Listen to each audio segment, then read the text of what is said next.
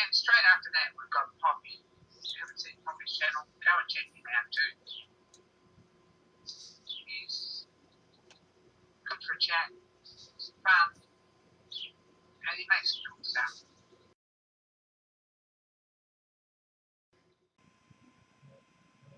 Hey gang, as you can see by the sign, this is Poppy's other workshop. This is another of my basic education and theory videos. Today we're talking about turning a taper between centers. Now here we're talking about your long skinny parts. Okay, now turning tapers in general. Okay, for short ones, you can cut them with a compound slide. But, compound slide doesn't have a lot of travel, so it's for short. It's great. Now for long, there's a taper attachment a lot of lathes have. And that's the top of the line, right? You just move that guide bar. I've seen them square, rectangular, dovetailed, but you angle that to the angle you want. Usually both ends are marked. There's two different scales, One's likely to say Morse, and inch per foot, and on this end maybe it'd be degrees and some other, taper that's standard. Those are great. At the end of that discussion. Now, a tracer attachment. Those hydraulic attachment that moves the tool in and out from the part according to a cam, which is following. You can put almost any shape on that template or cam, whichever you want to call it, that the hydraulic tracer attachment is following. Okay, now, this is probably the oldest. You set the tailstock over. Instead of it being straight, it comes out here. Okay. Short angles only. Really nice. Only angles. Very nice, but angles and OGs and all kinds of shapes along that part. This, you have to set the tailstock off of center. Let me repeat that. You have to set the tailstock off of center. There, the problems start coming up. Let me grab a scribbling implement here. Now,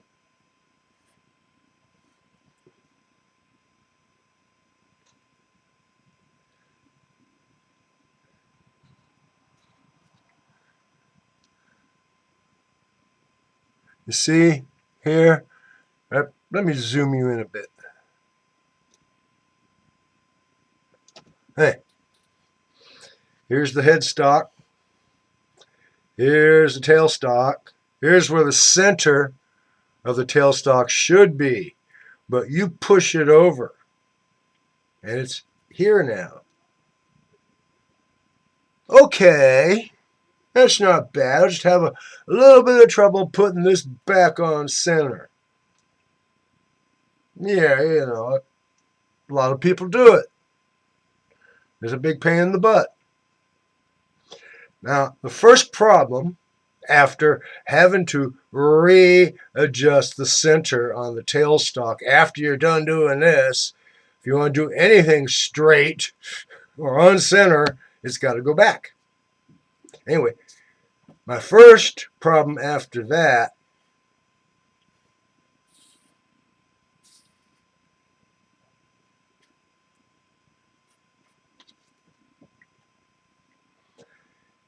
I know the angles are a little bit off.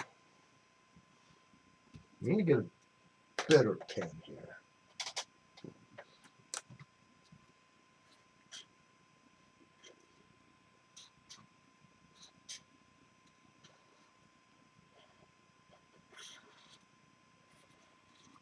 Okay, you see how these points here and these points here aren't aligning. They're not. Now, what you need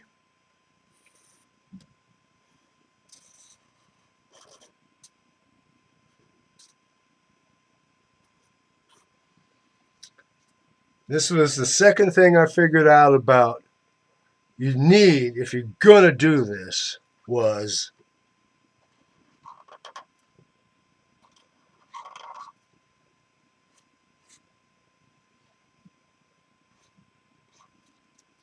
you have to have centers here that are round.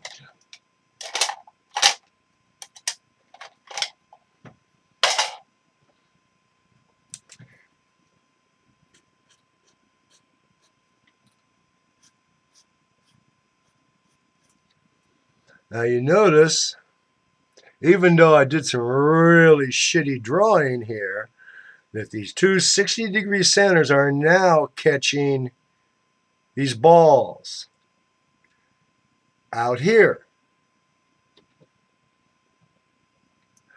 I forget whether it was Max Grant or PGS or another guy, or all three.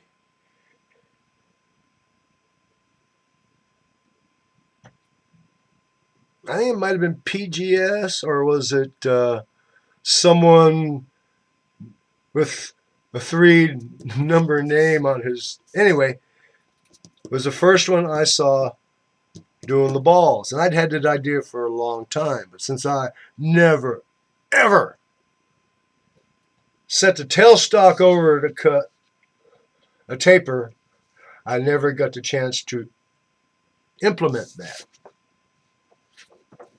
Now, we come to my situation.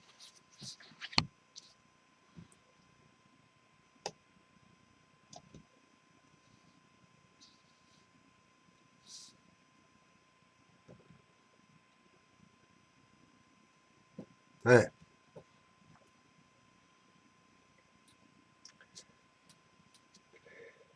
this is a representation of my lathe from straight down.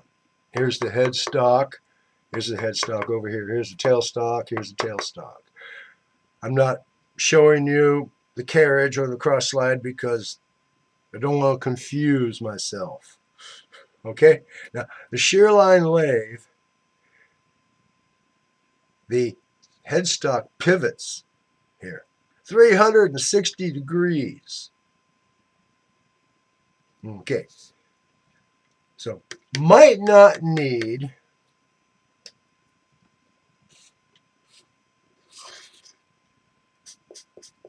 a ball center here. Still need it out here. Okay. This right here is where, when you move the center over, I'm talking about what I'm going to make. Okay. The center mounts here on this green. All right. And it slides out on this red here, which clamps onto the tailstock. Okay. And there will be a ball center out here. Okay. Now, adjustment. Over here, I've got a micrometer head. Brand new, unused. I bought it for a project. I thought I'd need 2 of them, but I only used 1 because I figured out I didn't need to. But now I got one that is going to go here. Now, a 1-inch micrometer head is more than enough for the travel from center to off center. On this machine, 1-inch travel for this center is more than enough. Now, the problems of how to figure how many thousandths of an inch over here, well, let me illustrate this here for you a moment.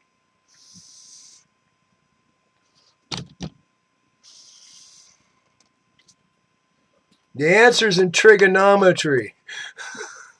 Okay? You know how far, how long it is, or how far your tapered section is. Right? You know that. And you figured out how far this has got to go over.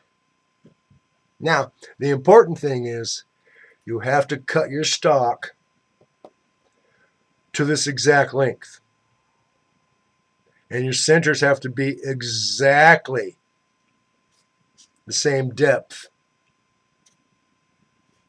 on each end. Because we're talking about fiddly stuff here now. Fiddly, fiddly, fiddly. That's why I figured this micrometer head, I could do the old cut and test. And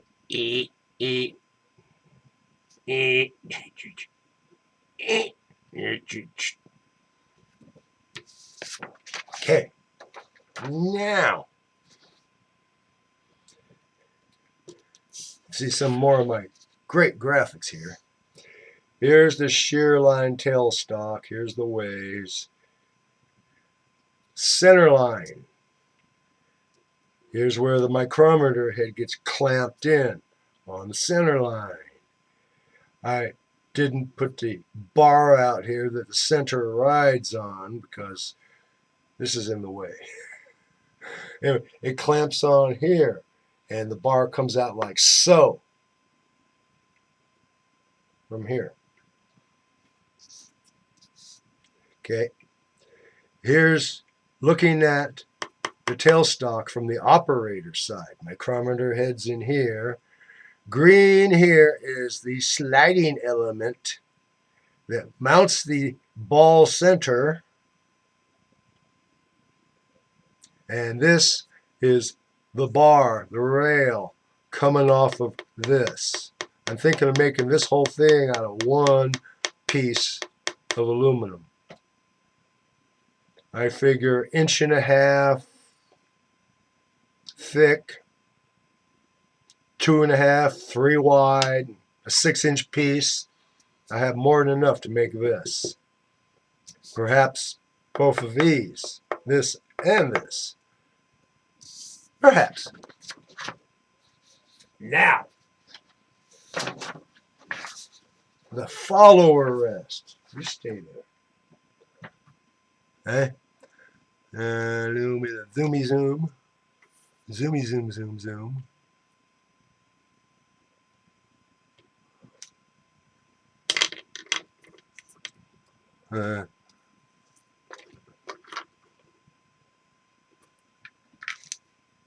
Okay, now, follower rests.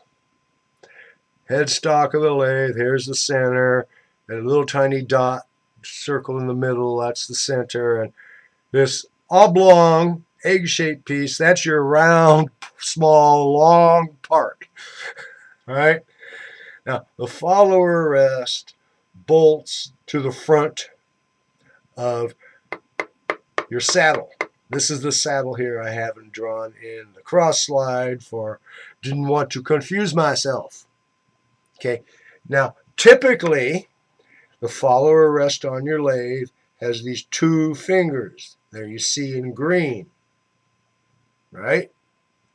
Now, the problem is that while these are holding your part from going that way or climbing up over the tool, they leave only one way, and that's to go under. Submarine. Okay, my idea. This is my original. I haven't seen this nowhere. No one's told me. I haven't read this. This came up in my fervent little imagination. Oh, this yellow here is the tool. The tool, okay?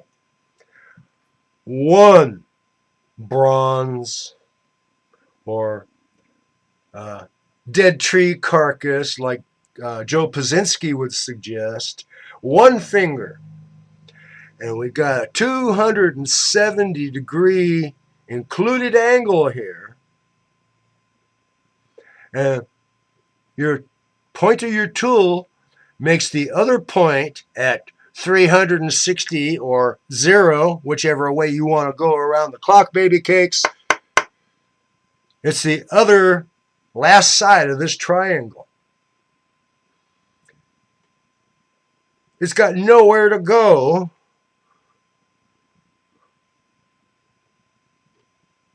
Can't climb up. Can't submarine. All that leaves is into the tool. And the resistance of the part wants to push it away from the tool. That's why someone can, well, I'll put this thing over here. And next thing you knew, it was climbing up on the tool. I said, well, I'll put one down here too. But occasionally, they go under. So, when I attach my follower rest, I'm going to somehow modify it so that I have a single bronze finger here with a 270-degree included angle. And the tool here, the only place to go for it. Okay, now I had another elaboration on this. Now, as you know, I'm drawing that, right? Let's turn this so that we're looking at it from the bottom.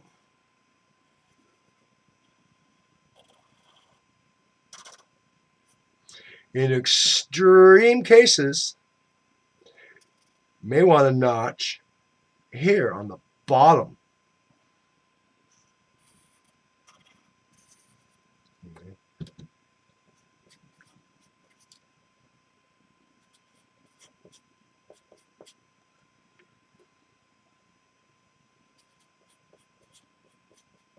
Okay, you see? From the top, you don't see this notch. From the bottom,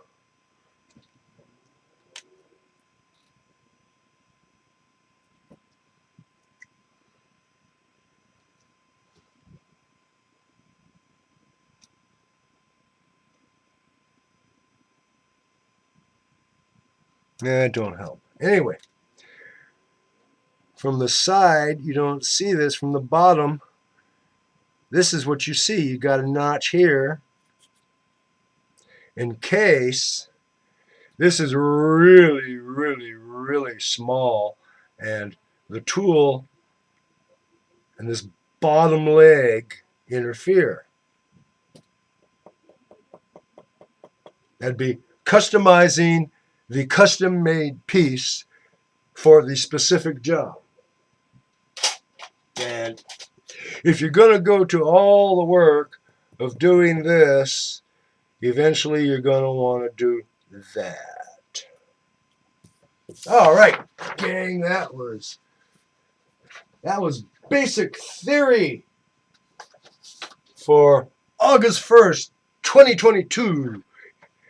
And oh, a note. Let me put my auxiliary work surface away. There we go.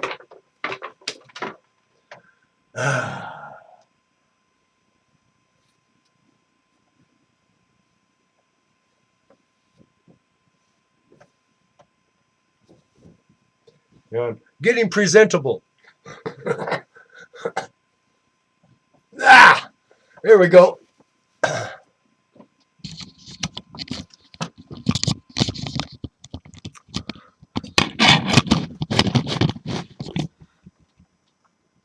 little up.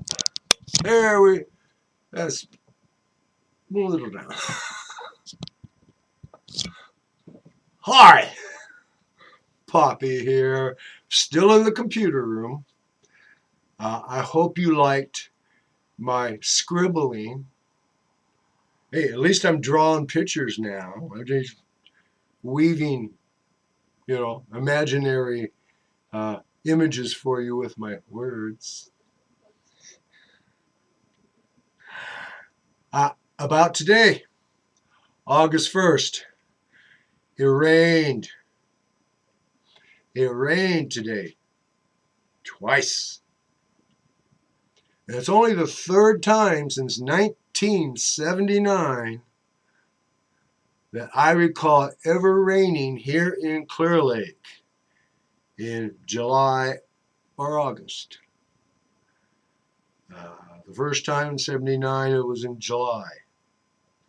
I just come up on vacation,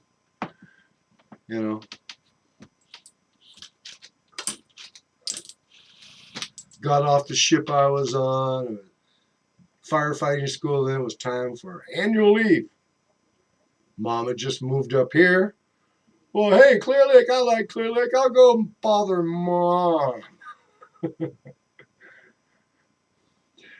Mom didn't tell me that she had one of my uncles and one of my cousins there, and they were adding on 2 additions to the house. And guess what? If I want to visit, I get to work. So, all right. Anyway, second time was it last year or the year before?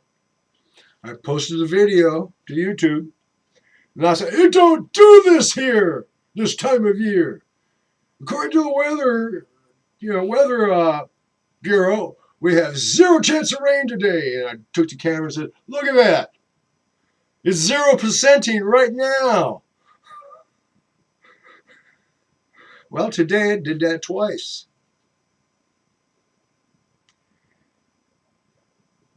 And it broke us from 110 to 115 in the shade. What shade? Where shade? You find shade? You lucky find shade. Anyway, 115 in the shade. It broke that down to its, nice. It's about 80 out there, maybe high 70s. It's beautiful. Nice and coolish. Won't last long. It's supposed to be 110 tomorrow.